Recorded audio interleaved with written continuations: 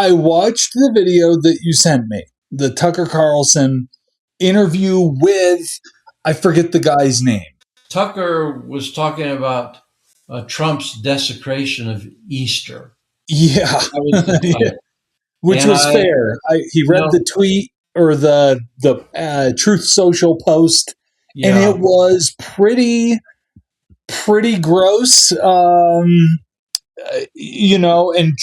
Tucker goes into great detail about the fact that Trump posted it on Easter, which is, really the number one Christian day of remembrance about Jesus.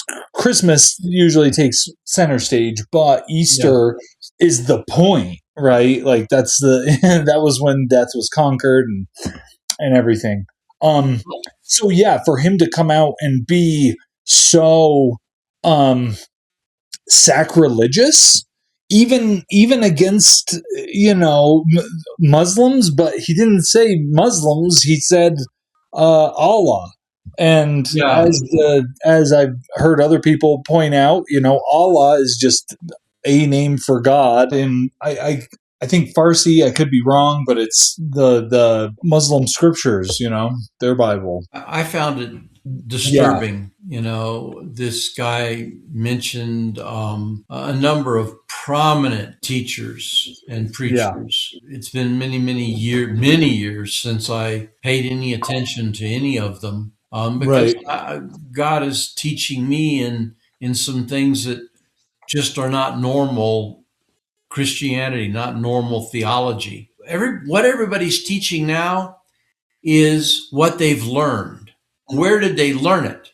They've known what they know for so long, and I listen to what people preach, and I think you're confused, and it's so confusing what you're hearing. Yeah. And so Jesus came to save us from the lies and misinformation and they call it sin, to save us from sin. And the problem with saying that is not that there's anything wrong with that. He came to save us from sin, but it's the complete, total misunderstanding of what sin is. So you've got people who they know sin is all the things you do wrong, all the things you think wrong, all the things you say wrong. It's what you do. Sin is all about what you do. And the way that you correct sin is by doing right. However, we can't, according to modern theology or many modern theologians, we can't do anything about the real impact of sin until Jesus comes back to save us. Am I wrong? No, I think that would be, by and large, be what is taught or preached, or we're waiting for him to come back again because he didn't do what he promised to do the first time. Right. He did it, but it didn't work exactly how it was supposed to, or something. Right. Yeah. Right. We're still waiting for more. Yeah. So whatever Jesus finished, using modern theology, what did he finish? Tell me what he finished. If you say he came to save us, but he's got to come again, because something went wrong and he didn't do what he promised he was going to do, but theoretically and spiritually he did it. Yeah, that's the point that Nathan was making about the current position about Israel from American politicians and lots of people and American Christians. It's like, well, they still need that land. And the point Nathan was making was, he didn't say no, they don't. He says in there, of course they can and should have land. Like, everybody deserves a place to live, right? That's not the problem. It's just yeah, they're taking, his position was, they're taking that Abrahamic covenant and acting like it's not complete. And and Jesus did like something else. He saved people from sin, or like you're talking about. But this movement, or this system of the Israel needing to be its own land, and again, not that it shouldn't be, and but the justification for fighting and killing is, well, they deserve their land because it was promised to them. And that's what I'd always heard. I remember hearing that in church, I don't know, Yeah. 20 years ago. Yeah. And I just was like, oh, okay, yeah, like, wow, that's one of the prophecies that needs to be fulfilled or something. But then Nathan was like, did Jesus finish the work or not? Do they need the land, or did he complete the work? Or is there still more to be done? So I really appreciated him highlighting that. And I too, like you're talking about, I'm wrestling a bit with, okay, yeah, I've always been taught that Israel, the Jewish people, deserve, or are prophesied to go into their own land.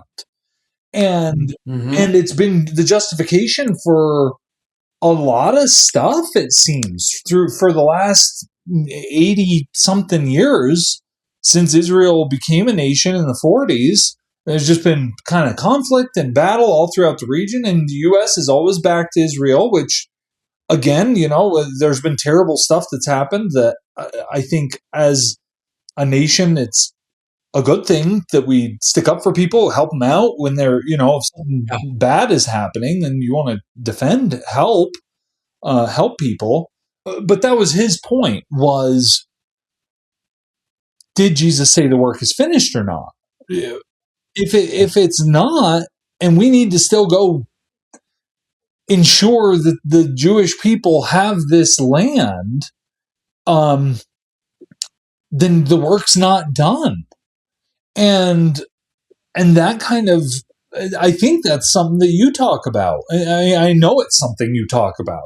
Did he finish it or did he not? And we've been saying that for years. Did he or didn't he? Right. Did he or didn't he? Is there still more to do? Do I still need to earn it? Do I still need to pay the price for something? Do I still have to do something for the work to finally be completed? And this guy, Nathan, on there was saying, no, you don't. And that includes Israel. That includes, Iran. That includes the U.S. There's not more to be done. The work now is to love God and love your neighbor. Like, that's our new work, and believe Jesus when he says that that's what he requires of us. Actually, we've talked about this before, but we can go back over it again at some point. Yeah. Our job is to obey. But obey does not mean in the Greek to do what God says. Right. It's not what obedience is. Obedience is to submit to hearing. And as you continue to submit to hearing, what transforms is the way you think. Yeah. And you begin to increasingly, when you're hearing God's truth, when you're hearing God's words, which is another problem, because much in the Bible is not what God said. A lot of it's true, but it's not exactly what God said. And I want to learn to think like God thinks. Why? Because the more I think like God, the more I will automatically automatically act like him. Yeah. I mean, it'll be automatic. I won't be able to help myself. Yeah. I will be acting like God, thinking like God causes me to imagine, to feel everything. It makes, to me, that's just common sense. Yeah. Whatever you learn to think like, and as you continue to think that becomes who you are. Yeah. Who people see you are. Yeah.